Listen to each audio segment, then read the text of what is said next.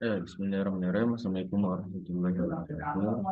Selamat pagi, Bapak Renardur. Di sini saya Rizky Ahmad Farezi dengan NIM 1503621081 akan mempresentasikan dari hasil tugas satu evaluasi pembelajaran saya. Di sini saya mencari 10 jurnal untuk mencarikan apa permasalahan mengapa permasalahan tersebut diangkat serta keterbaruannya. Yang pertama itu adalah dengan judul jurnal itu adalah analisis kesulitan belajar siswa di SMK PGRI 1 Mijayan pada materi kelistrikan. Permasalahannya adalah kesulitan yang dialami siswa dalam memahami materi kelistrikan. Kebetulan adalah pada materi kelistrikan yang diajarkan siswa lebih menginginkan pembelajaran dengan model demonstrasi atau eksperimen. Nah, dan diskusi tanya jawab yang cenderung mampu mengacu semangat belajar dan lebih aplikatif kaitannya dengan yang dipelajari di sekolah dengan kebutuhan dunia kerja. Lalu nomor 3 itu adalah faktor kedisiplinan belajar pada siswa kelas 10 SMK Larenda Brebes. Permasalahan adalah masih banyaknya siswa kelas 10 SMK Larenda Brebes yang acuh terhadap disiplin belajar.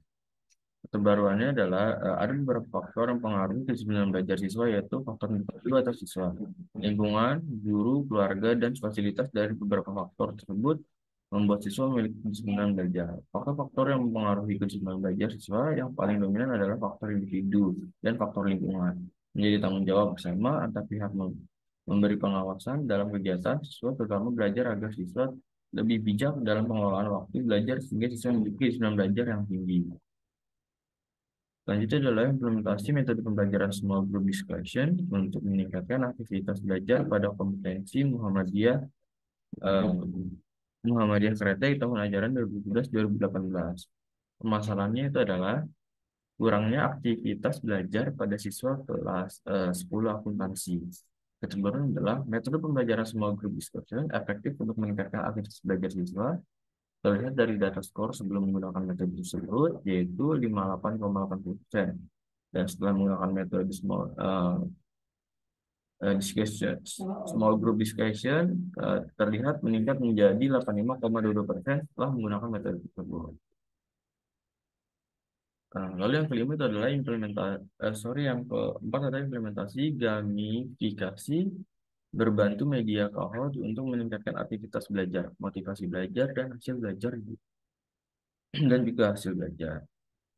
Permasalahannya itu adalah yang dianggap adalah kurangnya aktivitas dan hasil belajar siswa kelas akuntansi 3. Keterbaruannya adalah media Kahoot itu efektif digunakan dalam meningkatkan aktivitas eh, motivasi dan juga hasil belajar siswa kelas 10 akuntansi 3. Terlihat dari skor di mana sebelum menggunakan media tersebut, skornya itu adalah didapat 64,68% menjadi 78,99% setelah menggunakan metode tersebut. Selanjutnya adalah pengaruh lingkungan belajar dan disiplin belajar terhadap hasil belajar potensi keahlian elektronika industri di sekolah menengah kejuruan.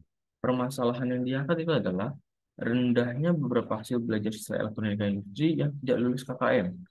Keterbaruannya itu adalah lingkungan belajar dan disiplin belajar sangat mempengaruhi hasil belajar siswa, sehingga peran diri dan juga orang di sekitar, terutama orang tua, sangat berpengaruh agar terciptanya individu yang dan juga lingkungan belajar disiplin dan juga lingkungan belajar serta disiplin belajar yang tetap terjaga. Selanjutnya adalah penerapan metode waterfall dalam perancangan sistem informasi pengkajian pada SMK Bina Karya Karawang. Permasalahan adalah sistem informasi pada administrasi SMK Bina Karya Karawang masih tergolong kuno, sehingga diperlukannya sistem yang lebih modern. Keterbaruannya adalah berdasarkan pembahasan sebelumnya mengenai perancangan sistem informasi peng, peng- pengkajian pada SMK Bina Karya.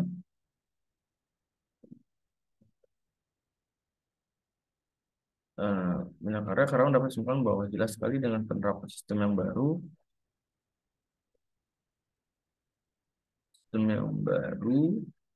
akan sangat membantu dalam pengolahan data transaksi pengajian per bulannya. Sistem informasi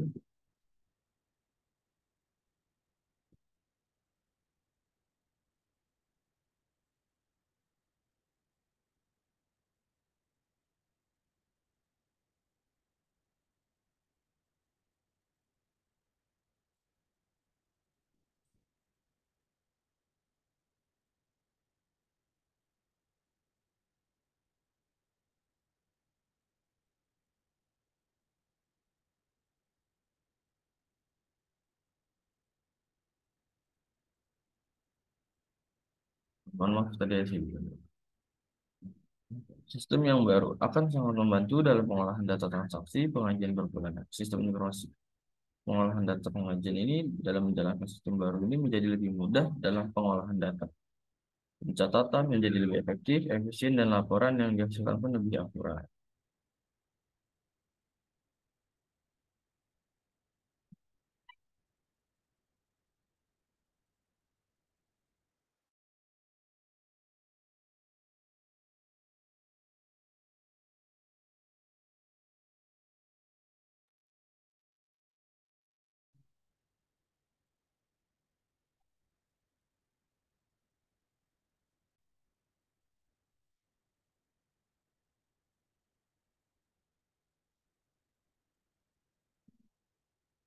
Dan selanjutnya adalah penerapan, selanjutnya itu penerapan model pembelajaran kooperatif tipe auditorial, intellectually, repetition, R untuk meningkatkan pemecahan masalah siswa SMK kelas 11. Permasalahannya adalah kemampuan pemecahan masalah matematika siswa SMK yang masih tergolong rendah. Keterbaruan adalah penerapan model pembelajaran kooperatif tipe auditorial intellectual repetition atau disingkat dengan R dalam pembelajaran matematika dapat meningkatkan kemampuan pemecahan masalah matematika.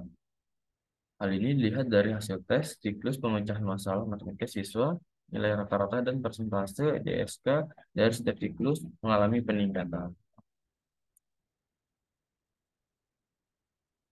Lalu ada pengaruh mode pembelajaran berbasis masalah dan kemampuan berpikir kritis terhadap keterampilan pemecahan masalah fisika siswa SMK. Permasalahan yang diangkat adalah kurangnya pemecahan masalah yang dilakukan siswa terhadap mata pelajaran fisika. Keterbaruannya adalah model pembelajaran problem-based learning mempengaruhi cara pemecahan siswa terhadap mata pelajaran SMK. Terlihat dari data yaitu di mana skor meningkat dari 71,38 menjadi 76,69. Selanjutnya adalah pemetaan masalah belajar siswa SMK Negeri 3 Yogyakarta dan penyelesaian tinjauan strata.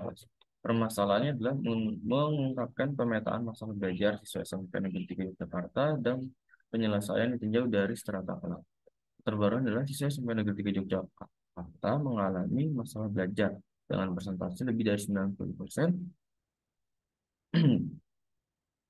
dengan kelas persentase lebih dari 90%, dengan kelas 12 mengalami masalah besar mengalami masalah belajar terbesar berjumlah 96%. Untuk kelas 11, persentase masalah belajar sebesar 95%, sedangkan kelas 10, persentase masalah siswa itu adalah 92%.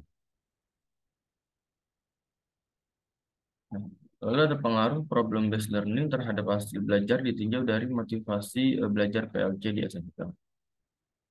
Di mana permasalahan diangkat adalah meningkatnya hasil belajar siswa pada pelajaran pemrograman sistem kendali di PLC. Keterbaruan adalah sesuai dengan hasil penelitian bagi guru yang akan mengajar siswa yang akan mempunyai motivasi rendah maupun motivasi tinggi pada mata pelajaran pemrograman sistem kendali PLC menggunakan metode problem based learning pada metode konvensional. Karena hasil belajar yang menggunakan metode problem based learning lebih tinggi dibandingkan dengan hasil belajar metode pembelajaran konvensional. Sekian dan terima kasih.